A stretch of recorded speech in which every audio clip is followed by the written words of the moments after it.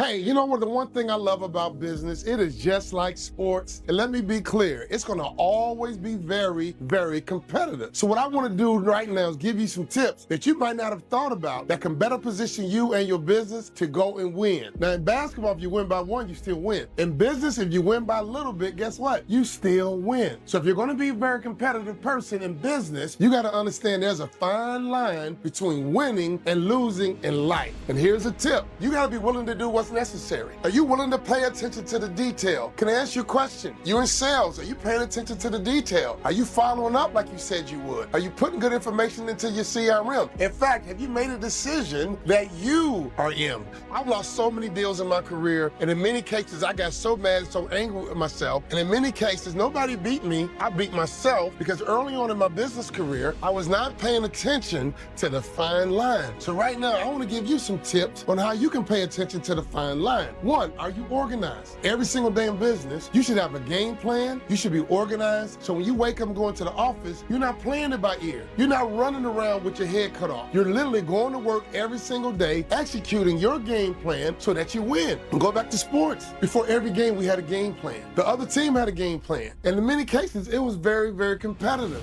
I played Big Ten basketball. I played in the NBA. Everyone's good. Everyone's talented. But you know who won? The team who executed the best. You might say, well, Walter, that team is better. According to who? I've seen teams with less talent beat other teams with more talent because the team with less talent was committed to executing the game plan. So small business leader, hear me clearly. What is your game plan? In other words, who are you? What do you do? And how do you do it? If you can't be clear in-house on who you are, what you do and how you do it, it's impossible to market who you are, what you do and how you do it. It'll be very, very tough to acquire clients if the marketplace is not who you are, if they don't know what you do, if they don't know how you do it. See, I just got off the phone call with a University of Minnesota football coach, and he told me we're in training camp right now, Walt, and our players are getting tired of the monotony. But right now is when we know who's really serious about winning and who's just talking about it. We're deciding who's just been giving us lip service and who's really about to work. See, 2 weeks in, you're sore. 2 weeks in, you're tired. 2 weeks in, you're a little bit bored. And we are really finding out right now and discovering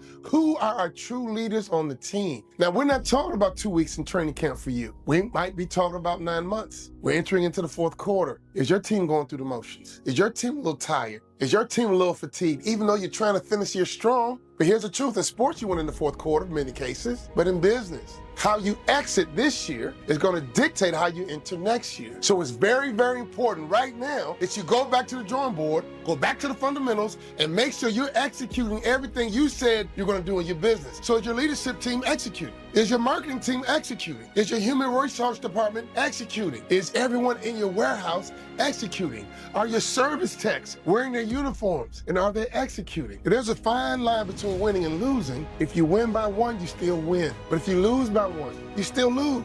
So here's my tip for you right now. Go back to the fundamental and make sure that everyone on the team is executing who you are, executing perfectly what you do, and making sure that you guys are getting very, very anal on how you do it. See, if you do that correctly, you would differentiate yourself from the competition. I'll use Chick-fil-A as an example. They do it different than anybody else, but they execute it perfectly, and that's why they win. Jersey Mike Subs, they do it differently than other people, but they execute flawlessly, and that's why they win. If you look at any top company, any top sports team, they have some talent, but most important, they have a game plan, and they execute it perfectly. And over time, they win more times than they lose. So you're gonna win more times than you lose. If you're the leader, hear me clearly. You are the chief execution officer. But Walter, that's not what CEO stands for. It's executive. No. I have my own term. This is my YouTube channel. It is Chief Execution Officer. If you are the CEO, it is your job to make sure your entire team executes. And I mean every single department. So even though you're not quote unquote in charge of that department, that does not absolve you from responsibility. You're the Chief Execution Officer. The industry I came from, if the team loses, they fire the coach. So if you're the Chief Execution Officer, if your sales team is not operating right, if your marketing team is not hitting on all cylinders, if every department is not playing at its highest level, guess what? As a CEO, Chief Execution Officer, it is your job, Chief, to make sure your team is executing, because that could be the difference and you winning or losing in a tough competition. Here's another tip: relationships over transaction. Every day in the marketplace, you speak to the marketplace and the marketplace speaks back. You speak to the marketplace, and the marketplace speaks back. Every single day you open up your door, business leaders, you are speaking to the marketplace, and the marketplace speaks back.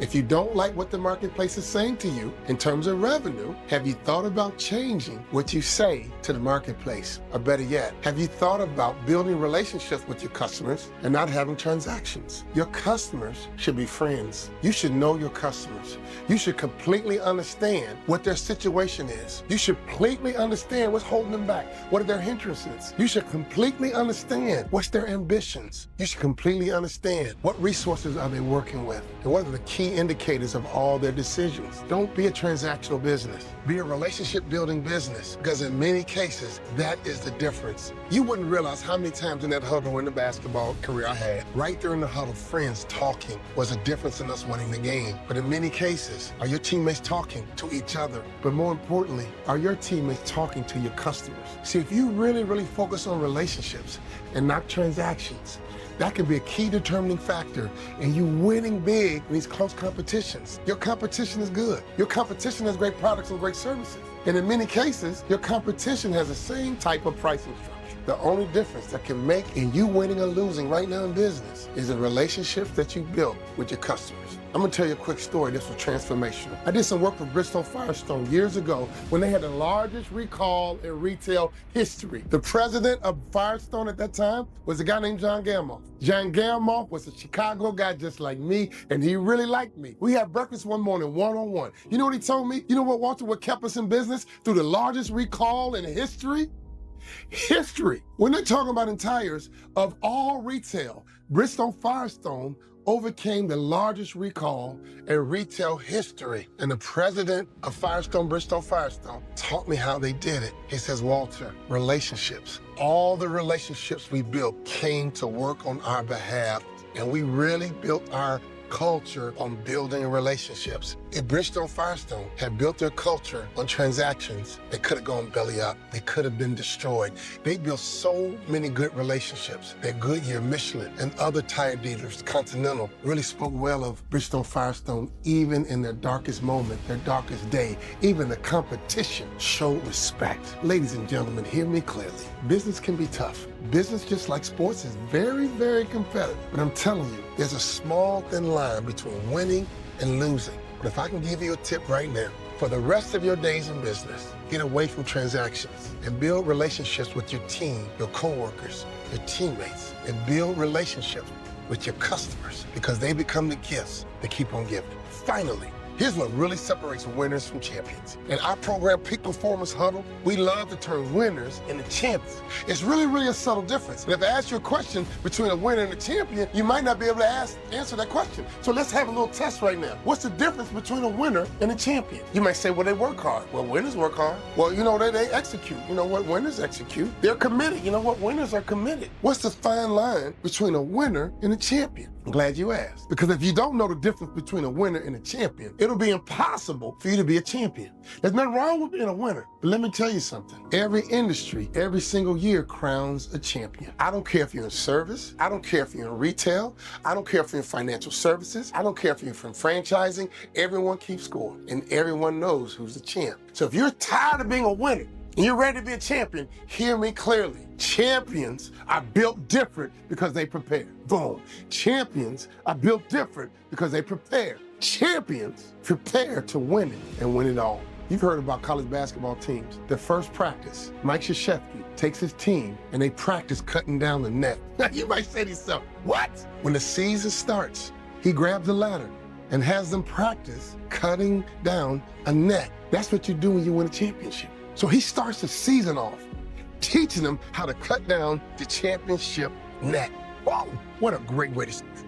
But you better believe the whole entire season, if he's going to prepare them on how to cut down the net, he's preparing them how to play his offense. He's preparing them how to play his defense. He's preparing them how to run the lanes and how to get back on defense, how to blocks out and how to get rebounds. He's preparing his team to win a championship. But in the beginning of the season, he's teaching them how to cut down the net. In other words, we expect to win a championship because we are prepared. Hear me clearly. He's the winningest coach of all time in men's college basketball. I got to meet him, and let me tell you something. I heard him speak. We were on the same docket together, and that man can lead anything. Why? Because he's a leader, and his team is always prepared. So can I ask you a question? Are you ready to really win in your competitive industry? Are you ready to get away from transactions and start building relationships? But finally, leader, let's be clear. If you're gonna win, you're gonna win big. You gotta prepare your team to win a championship. And a part of that preparation is constant improvement. In fact, as we enter into this fourth quarter, you should be kicking on all cylinders.